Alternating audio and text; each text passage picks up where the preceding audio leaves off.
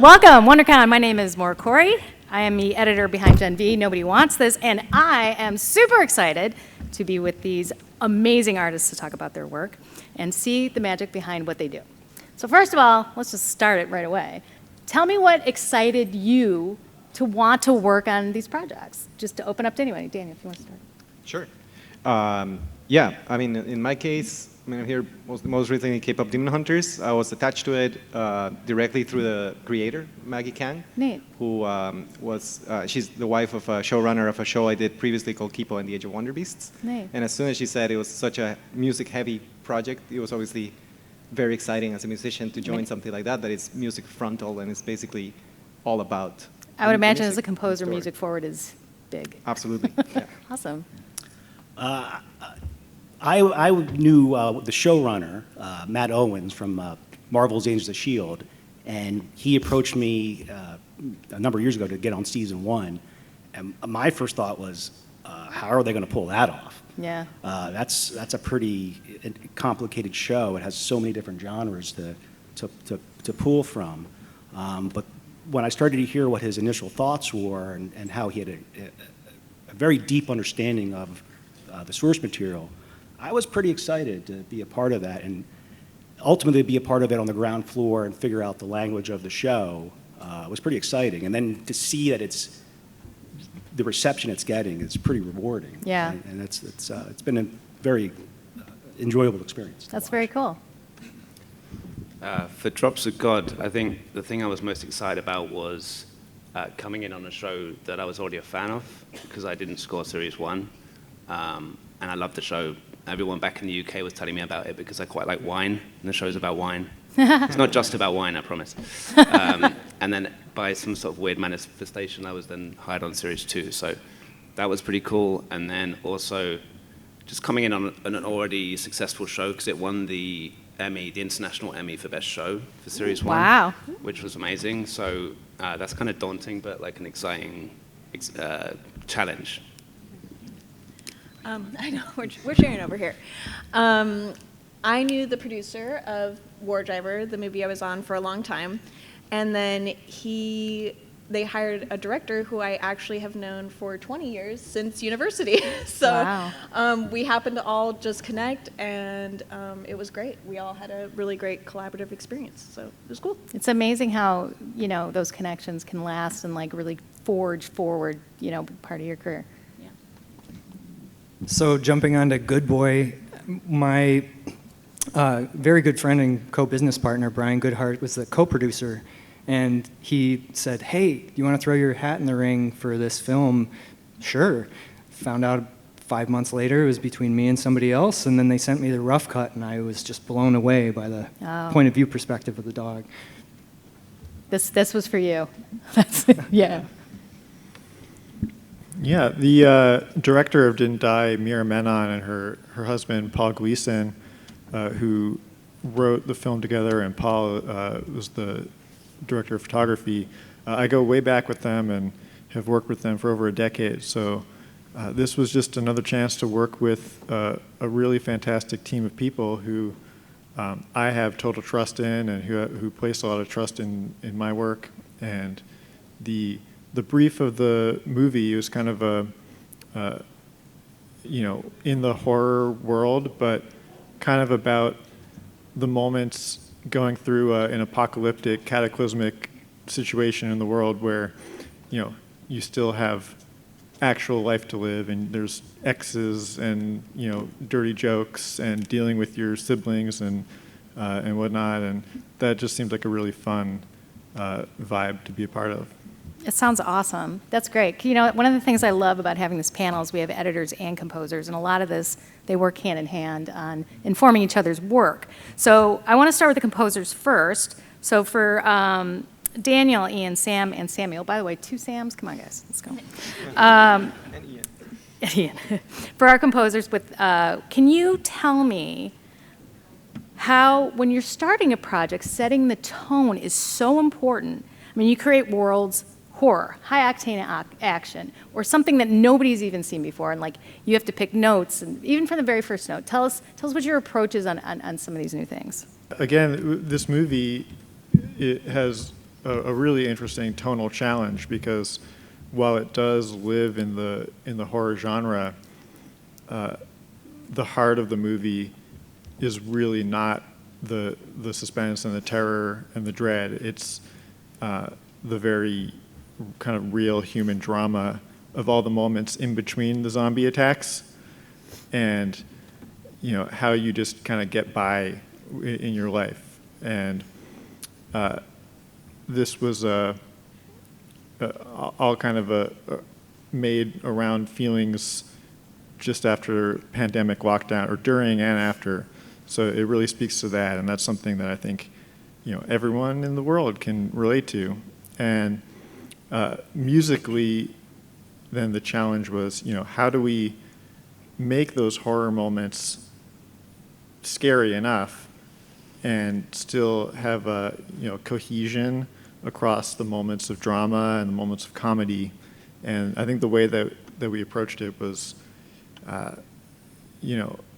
having a palette of sounds and instruments that can work flexibly through all those tones. Yeah. Like, we used a lot of bell sounds that were kind of like, bells have an organic, nostalgic feeling that can also be haunting, and they have a lot of clarity for presenting kind of melodic themes that can bridge the gap between all those different tones. But yeah, it was a lot of sort of conversations back and forth about how scary do we need to make this? How much should we address the horror here and the comedy here and so forth? Is that the same for you, Ian? Is that something like informs you when you start a project, like looking at the scene or the tone? How do you build off of that? Yeah, so I think there's actually kind of two questions here about like setting the overall vibe for the whole film or the TV show with the director. I think their vision for it being so influential on what we do. Yeah. Luckily, with Good Boy, Ben Leyenberg, the director, had a very clear vision from the beginning, and he had layered in a lot of comp tracks from other very famous horror films from the past that he felt were right aligned with what he was looking for Good Boy.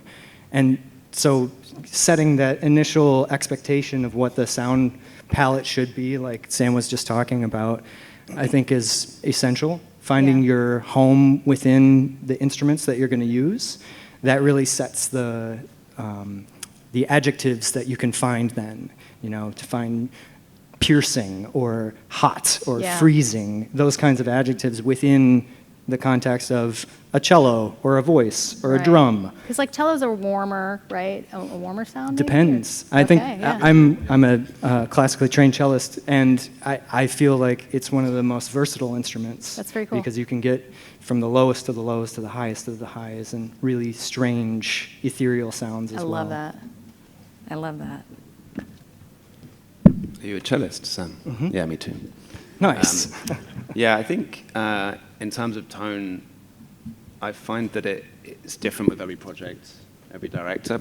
You're kind of trying to find a way into a project through the vision of the director, and it might be, you might be working with a director who has a different taste or whatever. Drops of God was interesting and complex in some ways. I was obviously conscious that there was already a series 1 and there was already a score in place, but conscious in a way, I was hired to do something different and to take the show in a new direction. So I'll just leave that there. We have the series 1 music. We can refer to that if we need to.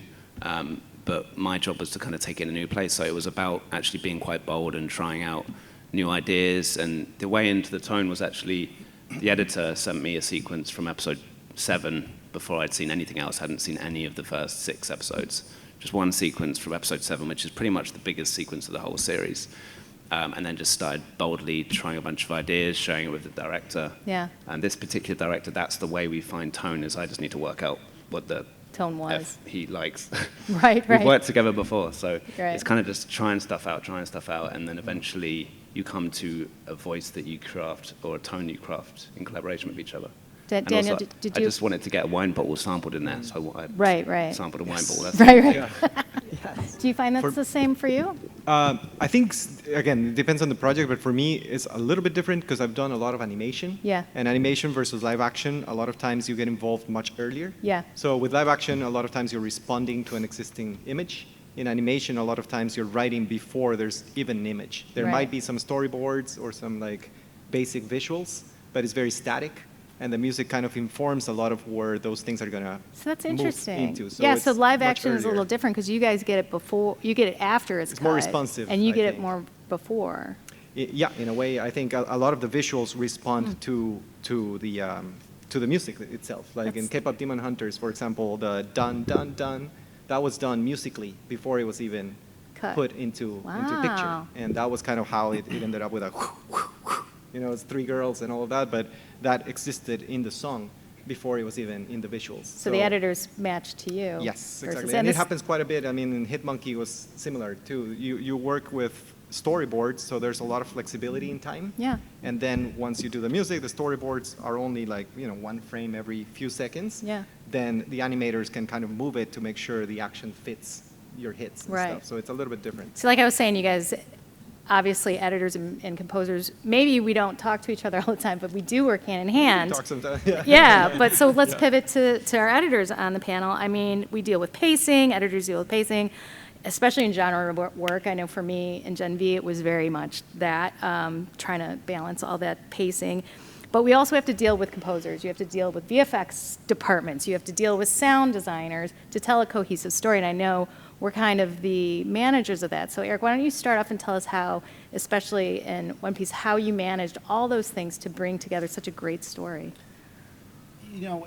To touch on what you're saying, One Piece was a unique experience for me because usually I cut the show and then talk to the composers or sound people, but this one, as early as editor's cut, I was talking to the composers, I was talking to the sound department, I had an unprecedented amount of access to previs editors to help design Wow. shots.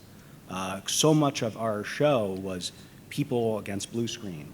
The CGI characters that we were creating weren't there, or whatever was happening to Mary wasn't there, or we had storyboards, or there was just an empty frame. Yeah. So we worked very, very closely with all those departments early on.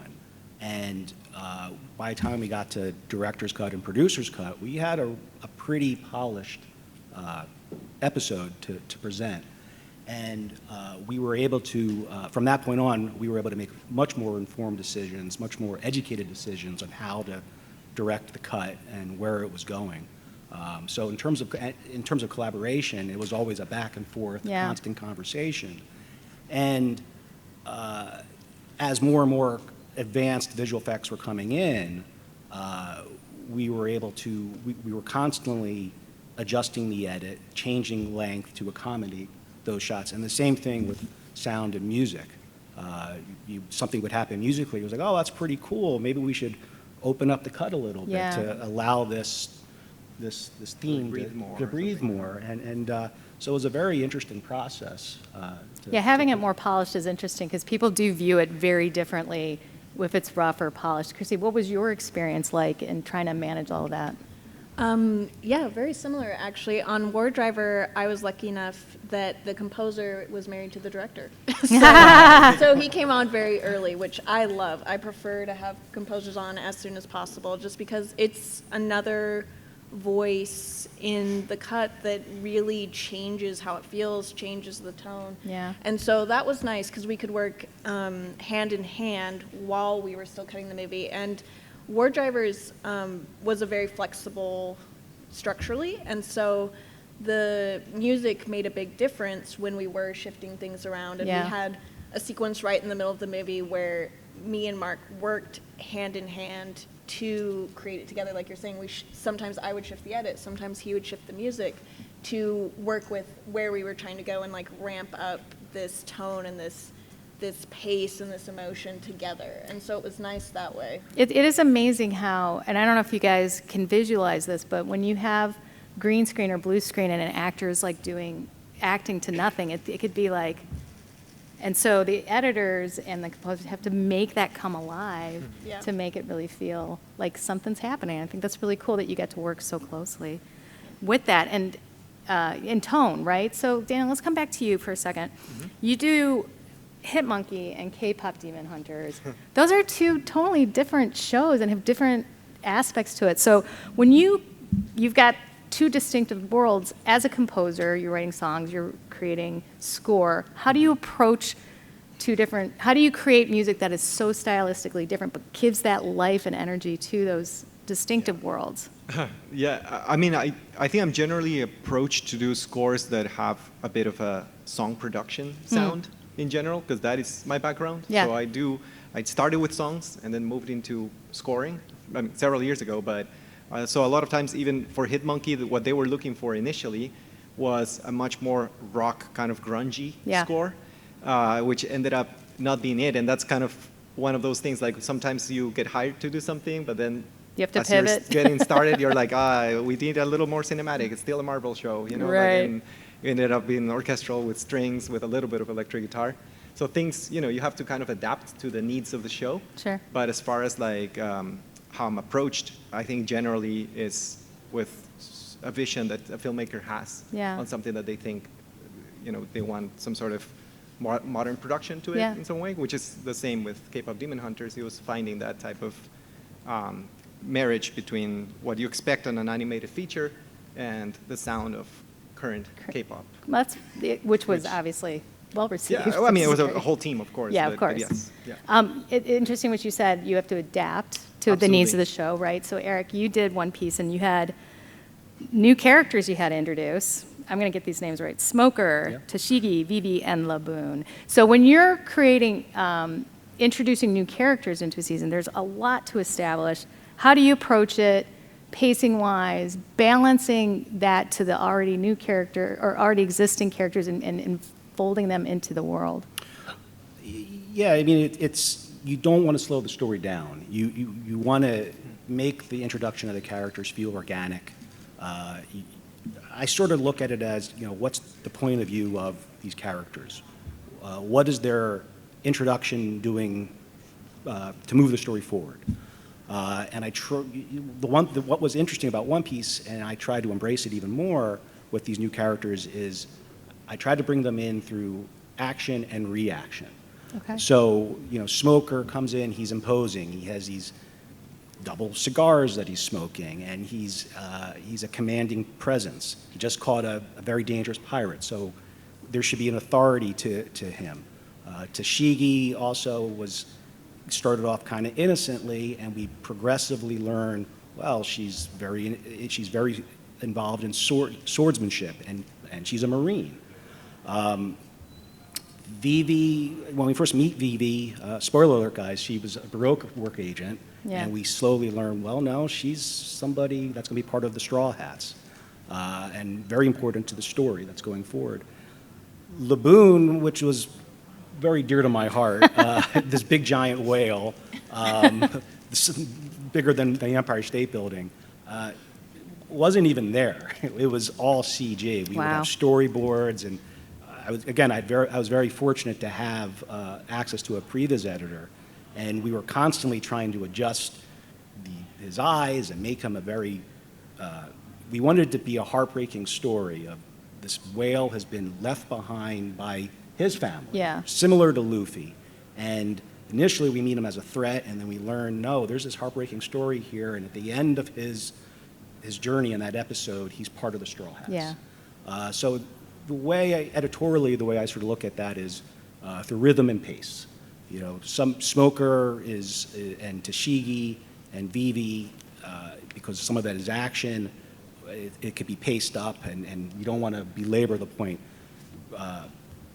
Laboon, because there's more emotion and drama, let that breathe a little. Let it land, let right? Let it land, and let's live in those moments so we can really connect emotionally with them. Yeah, I find that fascinating because it is about creating character and the audience connecting with the character, which also brings me back to Drops of God, all right? So I know you came in season 2.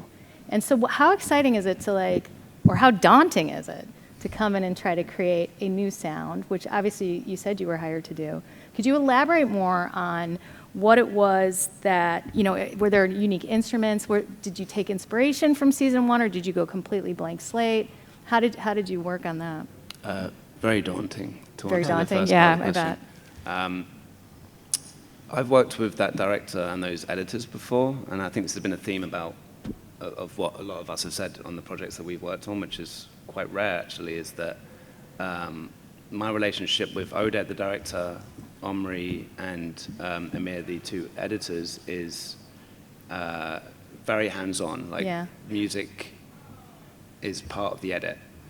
And they want music early. They want to be playing with music in different sequences. So that was kind of my way in to find the tone. As I kind of touched upon it earlier, yeah, it was very daunting to kind of step in on the show like that, but then there's not a huge amount of thematic music in Series 1. There's a lot of needle drops. Okay. And Series 2 is much more of this big journey through vineyards in Europe and, 8, 9 different countries. Right. So they wanted it musically to be more cinematic and bigger. So I kind of just started from scratch, as I said earlier, I've started on episode 7, the penultimate episode, the biggest sequence, started playing with some ideas. And the process with those editors are, here's a new sequence, here's a new kind of thematic story arc scene, try some ideas. And it's just about finding the one that sticks. And just working out the tone through a collaboration. Back and forth. Was there certain instrumentation, though, you wanted to play with? I just wanted to get a wine glass in there. Really? I sampled a wine glass, and it became a couple of the synth elements. That might be pretty cool, because you could say, hey, look, I got to buy this whole new set of wine glasses. Yeah, I did. I bought a set of wine glasses. You should do that next time. And a bottle. I need a Magnum. That's what I need. But that's the unique approach, right? So, and unique approaches is exactly what Wardriver is about. And I know you worked closely collaborating with your director, Rebecca Thomas, and it sounds like there was a lot of restructuring in this. Now, as I've always said as an editor, the script is kind of a suggestion. So talk about how you restructured and what that was like to take a movie like that and just blow it up and put the pieces back together. Yeah. Wardriver is a thriller. So first of all, thrillers are based on how information is delivered. And so we really, we had kind of 3 main characters, and the script had us introducing characters in very specific ways and at specific times. And we found that once we got the editor's cut together, that it just wasn't working. The way the information was coming out, the way the characters were portrayed and coming out, it wasn't working for that thriller style tone and feeling and pace. And so we have whole threads that we dropped out. We changed the beginning, I think, actually 50 times. Wow. We kept changing, we kept iterating, and we eventually got to where we locked, but we were working on stuff right up to that point where we were just like, what about this? What about that? And we actually have a character in the movie that's all through chat too. Oof. And so we were constantly changing what that character was saying, what information that character was giving, and how, the tone of that character's voice. It's like, do we want it to be a friend? Do we want it to be a foe? Yeah. And just kept, that movie had a lot of changes. Weird question, though, but what was the length of your editor's cut? Do you remember? Oh, probably close to 2 hours, and I think we got to 89. 89 minutes? It's so incredible to me. Yeah. and tight 89, so that's really cool. I really love that. Switching now to thrillers, obviously Good Boy is a mix of music and sound. Talk about how working with that, I mean, it's a lot. It's good, Thanks. Yeah. So our tiny little intimate sound team, there are 3 of us, 2 sound designers and myself composing. I should say 4 of us. I'm leaving out maybe one of the most important roles, which is a music supervisor. Yeah. Having that person be a great point of contact and having them be a translator for you and the director to be speaking the same language is a huge deal. Yeah. So having a small team, we were able to fix things really dynamically, very quickly. There wasn't a lot of wait time between edits. We could just pass things back and forth. and everybody's working on the same DAW or DAW. We're all working on Pro Tools. Not that that really matters, but it kind of does as in terms of workflow. So creating that thriller feel was so influenced by the supernatural sound design that my good friend Kelly Osman was doing, and the real-world Foley work that our lead sound designer, Brian, whom I mentioned before, and then myself. I was kind of tasked to create music that would be seamlessly intertwined with the sound design. How much did you have like sound design elements that you had to incorporate in your music and vice versa, or? Great question, Maura. It was a little bit back and forth, but mostly the music was influencing the actual tuning of the sound design. So my palette, I kept it basically in B minor. Okay. And so I asked Kelly to change a lightning strike and thunderclap to actually be E minor? A B. Oh, B, okay, yeah. And so matching that and matching hits specifically so that you would get a reveal shot of a ghost in the background and that thunderclap hitting right as I teed it up with a May, Sol, and then landing on Do and having that Do be the thunderclap and me backing off, no actual musical hit, but letting the sound design be the final tonic. That was a really cool experience to be able to pass those kinds of elements back and forth. And I think they influenced each other in such a way that it's sometimes you can't really tell. I struggle now with the theatrical version to tell, was that me or was that Kelly? Because it is interesting because there's so much musical elements that can go into sound design, so it is really hard sometimes. I'm sure you guys have all experienced that, where it's like, is this a hit that I'm going to put in? Is it something that they're going to do, or how vice versa? So I love it because it's so seamless. It's like this beautiful marriage of departments. Thank you. So Samuel Didn't Die, you had mentioned, does a lot of genre popping around. You've got horror, you've got drama, you've got comedy. Especially as a musician, you have to develop this way of not having the audience whiplash between these things and make it a cohesive story. So talk about how did the music, your approach with this, it's supposed to be, all these little moments, how you blended that genre-wise?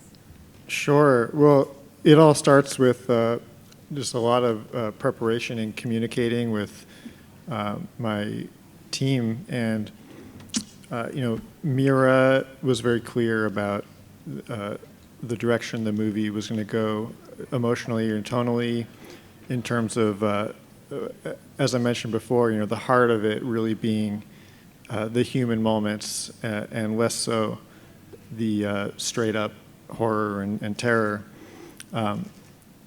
And our fantastic editor, Jeff Boothby, has a great ear for music, and he had put in a fantastic temp score, which, as all of my fellow composers can attest, the temp can be very confining depending on the situation. But in this case, when you have a lot of trust built up with your people and vice versa, you can use that as a guide and then really know that if you make a different decision and you go in a completely different direction, your director will hear you out. And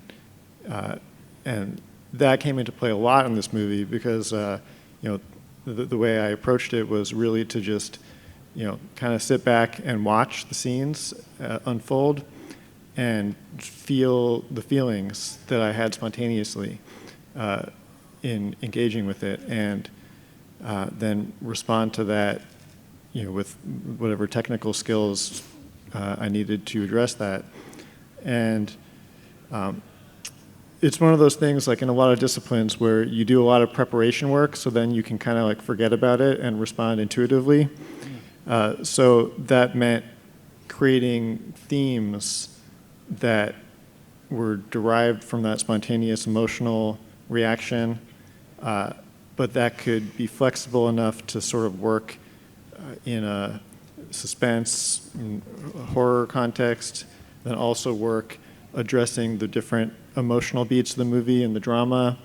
And with comedy, I tend to want to play it straight and let the actors do their thing and not really like address that musically too much. So it really was more of a tightrope between horror and drama. And yeah, as I mentioned before, the sonic palette really goes into that in a big way. But I think primarily it was about just creating these melodic themes that you could hang the entire score around and use in a lot of different ways. So other composers, do you guys play with themes a lot when you're doing your stuff? Is that something you guys can expand upon? We try. And actually, I tried quite hard in Drops of God because that director actually, he kind of reacts to a scene separate from like whether it's part of the thematic journey, story arc. Yeah. And it's kind of like, I don't mean like I'm trying to teach him how themes work, but it was a little bit like, but if we do this is linked to Issei's flashback in episode 2, and he's like, oh, that's interesting. But I don't like the music, so it's like a fight like that to go back and forth. And so I love to use themes. You do, and you too, Daniel? Yes, quite a bit. But I think also, again, in animation, a lot of times you have to rely more on like motifs with like shorter What's themes. the difference between a theme and a motif? I mean, in general, motifs are like shorter phrases. Okay. Something that is just 4 notes or something like that, okay. instead of a theme that you would think like ETs. Got it, for example. Just because a lot of the editing and things are much more fast moving. Yeah. So a lot of times just having something that is dun dun dun dun or something like Yeah, that alone is like, okay, that's enough of a signature for this. Like a character, mnemonic for the character or something like in that. some ways, exactly. Yeah, Or yeah. a sound that just makes it very unique to that character. Things like that. Same for you? Like, do you? Yeah, absolutely. I think everybody's right on we're all a circle in a Venn diagram right now. And I would also say, I think some of us have podcasting composing experience here as well. And when you don't have the visual sense, being able to write motives and write little leitmotifs or little themes for each character or location or love theme or something like that, this helps draw the audience directly to that character and remind them who that is, right, or where they are on their journey, especially if that theme is evolving over the season or over the So it's interesting because it feels like, to me, that's a great way to create point of view, which I know editorially we're always trying to do. So like you were talking, Eric, about like when these new characters, you try to create a point of view. And I would imagine too, in your editorial style, you always want to, can you expand a little bit on what point of view means to you as an editor and creating tense moments or comedy moments or fun moments or whatever? Well, that's a good question. Sorry, I threw him for a loop, yes. Well, I try to look at it from how are they interacting with whomever in the scene. Yeah. So, when we first meet Tashigi, for example, she's kind of a klutz, and it is sort of, I mean, that's part of her character, but she bumps into Zorro. You don't really think much of her in terms of somebody of a threat or somebody to be taking in a commanding way. And as her character progresses, you learn more and more about her. She has a deep passion for her sword play. And when she learns who Zorro is, suddenly this threatening, commanding Marine presence takes hold. And now she's somebody he has to deal with. And to touch on what you're saying about temp music, I try to use that to also create themes of, well, this character is threatening. I'm going to look in score that will sort of replicate that, right, that feeling. Laboon is a heartwarming story, or it transitions from threatening to heartwarming. Is there a theme of some sort of composer that I like that we could help translate that? So I try to use stuff like that. Right. And do you do the same? Yeah, I do. I do. My temp music is very similar in the sense that I listen to a lot of scores, usually like in the middle of dailies, and Yeah. just kind of like what feels like how I'm feeling about the movie right now. And then I do also very similarly kind of attribute certain sounds to certain characters and certain feelings, and it does at least make a cohesive feeling in the temp, when, especially if a composer does come on later. So do you cut with music or without? I cut without music. And How about then you, Eric? My initial. Yeah. And then I place music in. That's interesting. Yeah. How about you? It's a combination of both. I generally will have an idea where I want to go musically, whether it's if we have a library already of composed music or outside music. Because it does inform your edits sometimes. Oh, for sure. And for me, it just depends. Like sometimes I will, sometimes I won't. Of course, montages we always cut with music. That's crazy. So. Well, I also find it's really important when there's nothing there, it's just a blue screen. And you Oh, have to yeah, sell yeah. this with sound design, which can only do so much of the heavy lifting. And then, if you can get Hans Zimmer score in there, that does a lot. That does a lot. Does a lot for you. So. Boy, that sounds familiar. Okay, let's talk about temp love for a second, you guys. Now, we use temp music a lot, and sometimes people fall in love with the temp music. How do you guys overcome temp love? This is for the group. I mean, sometimes you can't. And you got to, copy it. Yeah. But, that's, what you hope for when you work with a director and an editor is that, you can sort of tell by showing, and you can come up with something that just makes them forget about the temp that they loved and that works. And that's not always possible, but that's the ideal. I feel like Sam already gave the answer. Perfect answer. The perfect answer. But sometimes it's such a great influence on the early stages of your work, but I tend to veer away from that if it's really not exactly what the director wants. It's just sort of kind of what they want. But if they are in love with it, you find the core element. What is it exactly that they are really, really vibing with? Because usually it's something a little deeper. It could be an instrumentation, or it just could be like tempo, something like that? Yeah. Maybe it's one aspect of it that they're like, this is the thing that matters to me the most about its relationship with the cut and the edit that we're seeing. So in Good Boy's case, early on, he had layered in a lot of Bartók. From The Shining, actually. So music for percussion, celeste, and strings. And that was so influential to early parts of what I was writing because the music is so creepy. And it is night music. And it is this strange being out in the woods in the middle of the night. And so if it is the right thing, then take some of the elements from that. And we're always iterating on our past generations and past composers. Anyway, we're building on the shoulders of all of those people. Absolutely. I mean, I steal from Eric all the time. Let's talk about, just as we kind of wrap stuff up here, these shows are amazing. And there are so many things that we deal with in the edit room or in composing that maybe the audience wouldn't know, right?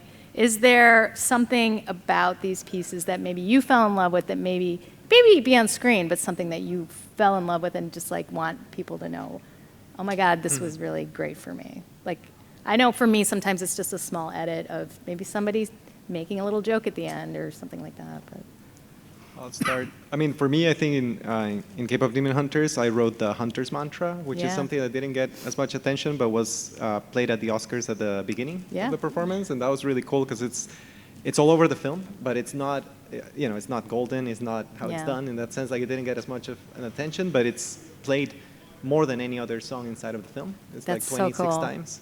And so seeing it live and getting a spotlight was pretty special to finally that is be like, very cool. It's exposed. But nobody watched the Oscars, so you're fine. Eric, how about you? Mine was the creation of the sequence of Reverse Mountain in episode 2. It was our characters are on the boat, 90 degrees, there's blue screen everywhere, and they're reacting to nothing that's actually there. Yeah. The boat's weaving around a canyon going upwards, there's water coming at them, they're sliding all over the place, and we had a limited number of storyboards, we had a very outdated previs sequence, and I was given a lot of access to the visual effects department, the previs editor, and I was able to really help design some of these shots that did make it into the cut, and it gave us a blueprint. And I just, I pull from my knowledge of movies that I watch a lot. So Right. when I would communicate with the previs editor, I'd say, well, I want the shot from like Interstellar where the ship's against Jupiter. yeah. So the ship's this big and Jupiter's massive, and that was like our shorthand in how we discussed those things. And when we finally got to director's cut and producer's cut, we were able to make much more informed decisions and start tightening things up. Well, maybe the shot we have 3 shots here, we can make this into 1. Yeah. And the beat becomes simplified. And same thing with music and sound.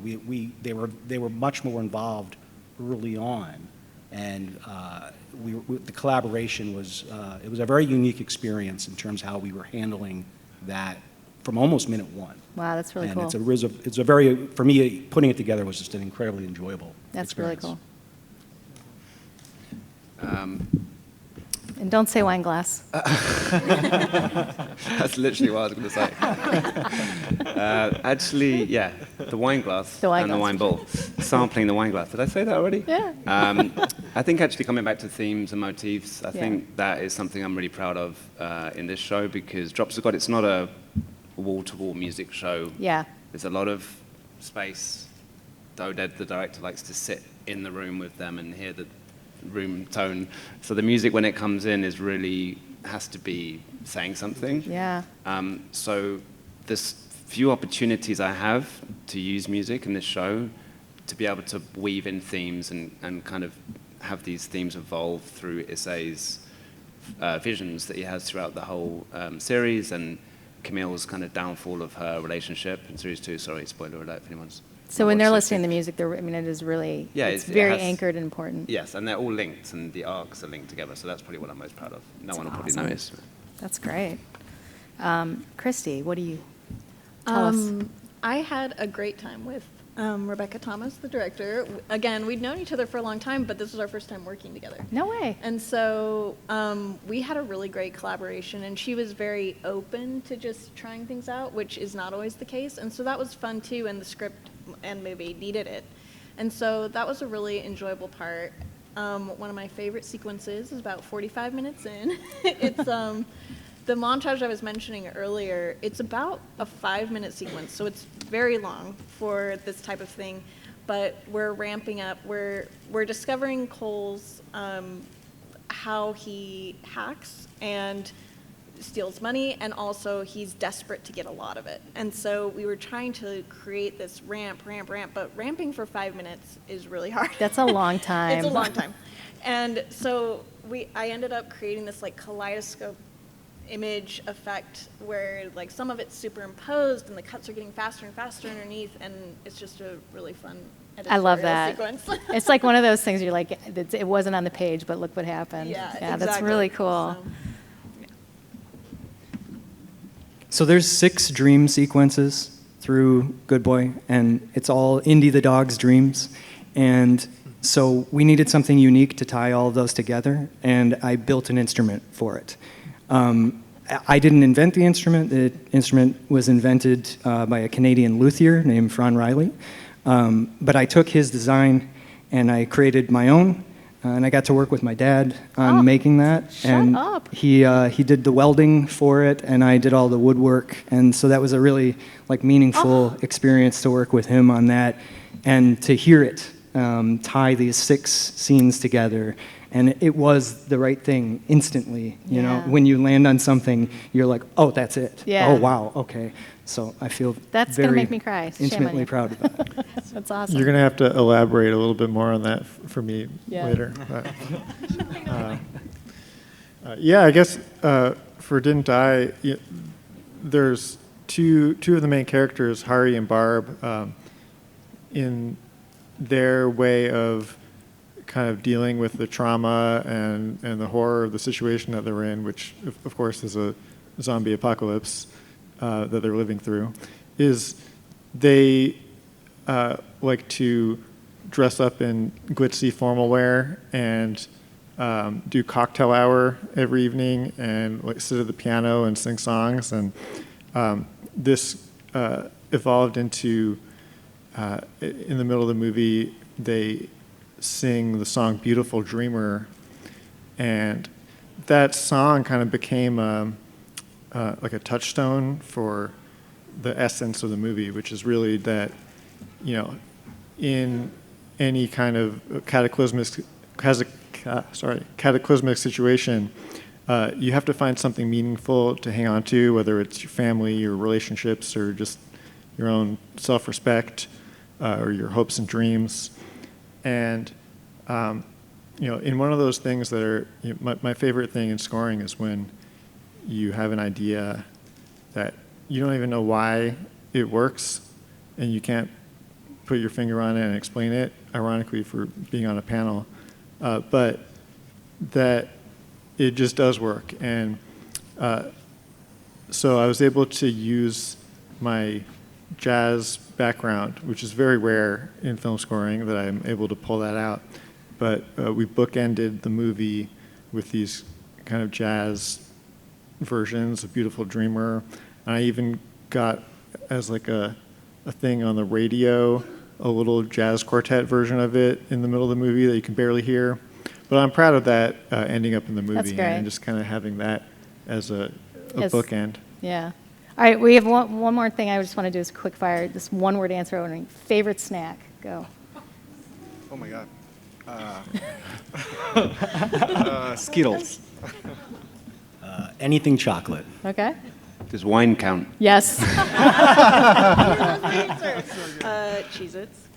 Oh, I just discovered gluten-free Cheez-Its. Oh. Milano cookies. Yeah, it is.